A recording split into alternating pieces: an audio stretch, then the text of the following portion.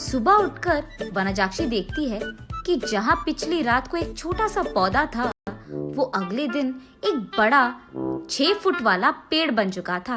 और इतना ही नहीं, उनपे बैंगन पे इतने भरे भरे और 4 गुना बड़े भी उग गए थे। ये देख वनजाक्षी अपनी आंखों का खुद यकीन नहीं कर पा रही थी। पेड़ के पास आकर उसे जांचने लगती है। ये कैसे हुआ? ये मुमकिन कैसे है? कल तक तो ये पौधा था, आज पेड़ कैसे बन गया? वो ऐसे सोच में पड़ गई थी कि इतने में उसकी बेटी वसुंधरा वहां आकर उस पेड़ को देख ऐसे ही चौंक जाती है। कुछ देर बाद वो हार मानकर कुछ बैंगन को लेकर उनका भरता बनाती है। बस वो भरता स्वादिष्ट था। उस स्वाद पे फिदा होकर माँ बेटी दोनों बचे कुछ बैंगनों को उनके आजू बाजू पड़ोसी लोगों में बांट देते हैं। अगले दिन उस बैंगन के स्वाद पे फिदा होकर बार बार वनजाक्षी के घर आकर उनसे बैंगन पूछते हैं। और इतना ही नहीं, जितने बैंगन को कल वो पेड़ से तोड़े थे, उतने ही बैंगन अगले दिन वापस उग गए थे। ये देख माँ बेटी दोनों आश्चर्यचकित हो जाते हैं। तब दोनों फैसला करते हैं कि इन बैंगनों को मुफ्त में नहीं देना है। ये कहकर बेचते हैं कि ये जादुई पेड़ है और इसके बैंगन बहुत स्वादिष्ट हैं। ऐसे वो बैंगन दुगने रेट में बिक जाते हैं।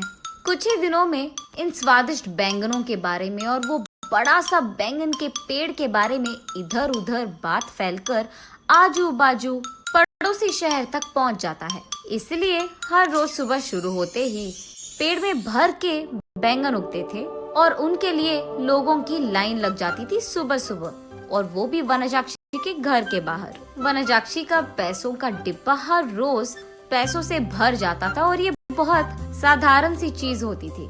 कुछ ही दिनों में वनजाक्षी का नाम बैंगन से जुड़ गया और सब उसे बैंगन बेचने वाली वनजाक्षी करके बुलाने लग गए। और इतना ही नहीं, वो बहुत कम समय में उस सारे गांव में सबसे अमीर बन जाती है। बड़ी सी बंगला बनवाती है और उस बैंगन के पेड़ के चारों ओर बाड़ लगवा देती है और उस पेड़ के पास एक सिक्योरिटी गार्ड को भी रख लेती है। एक दिन वसुंधरा वनजाक्षी के पास जाकर ऐसे कहती है, माँ, रातों रात एक छोटा सा पौधा इतना बड़ा पेड़ कैसे बन गया? और ऊपर से अगर सारे के सारे बैंगन हमने तोड़ दिया तो भी अगले दिन उनके जगह में उतने ही भर के बैंगन उग जाते हैं। ये कैसे मुमकिन है? अरे हाँ, मैं भी इस चीज के बारे में सोचना भूल गई। चलो जो भी हुआ उनसे हमारा अच्छा ही तो हुआ। अब तो मुझे तुम्हारी शादी की भी कोई फिक्र नहीं है बेटा, ऐसे कहती है। और ठीक तभी वनजाक्षी को एक बात याद आती है।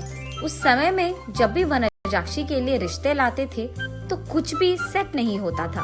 अगर वसुंधरा को लड़का पसंद आ गया तो लड़के वालों को इनका दहेज नहीं पसंद आता था, और अगर लड़के ने वसुंधरा को पसंद कर लिया तो वसुंधरा को वो लड़का पसंद नहीं आता था। ऐसे बहुत सारे रिश्ते देख देख कर वनजाक्षी थक कर ये सोचने लगती है कि शायद उसकी बेटी के कुंडली में कोई दोष है, इसीलिए वो बहुत सारे पूजा पाठ करवाती रहती थी। ऐसे ही एक दिन वो मंदिर में पूजा करवा के घर लौटती रहती है। तब रास्ते में उसे एक बैंगन का टुकड़ा नजर आता है। उसे लेकर वो अपने घर के सामने रख देती है। और कुछ दिन बाद उस जगह में एक छोटा सा पौधा उग गया था। मंदिर जाने से पहले उन बैंगनों को देख वनजाक्षी सोचती है, घर आने के बाद ना इन बैंगनों का एक बहुत अच्छा भरता बनाना है मुझे। यही सोचते हुए वो मंदिर चलती रहती है।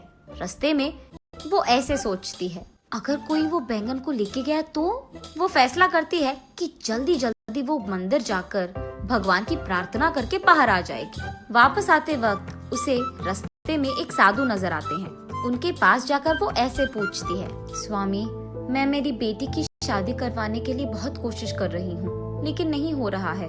कृपा करके इसका कोई हल निकाल दीजिए।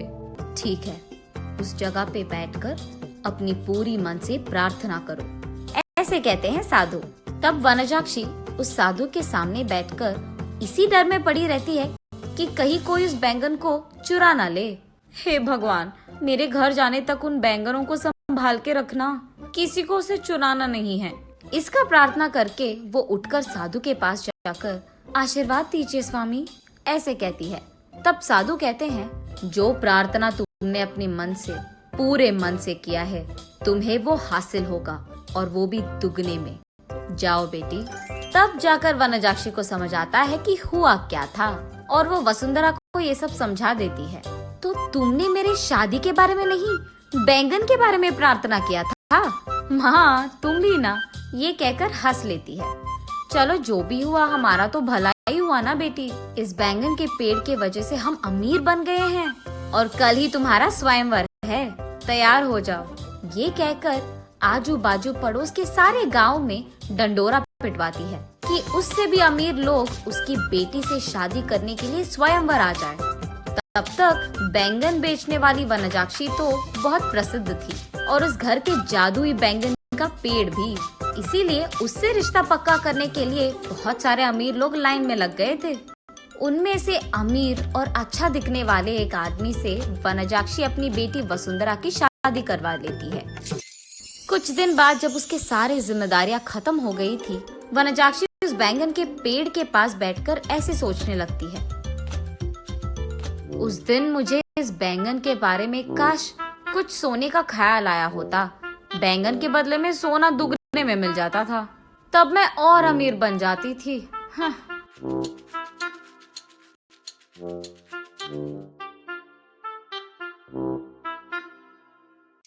अगले दिन सुबह उठ के देखने पर उस बड़े बैंगन के पेड़ के जगह में वही पुराना वाला छोटा सा पौधा था जो वनजाक्षी ने वहां लगाया था। तब वनजाक्षी को पूरी बात समझ में आती है। आशा करना तो अच्छा ही है, लेकिन लालच करोगे तो निराशा ही मिलेगी।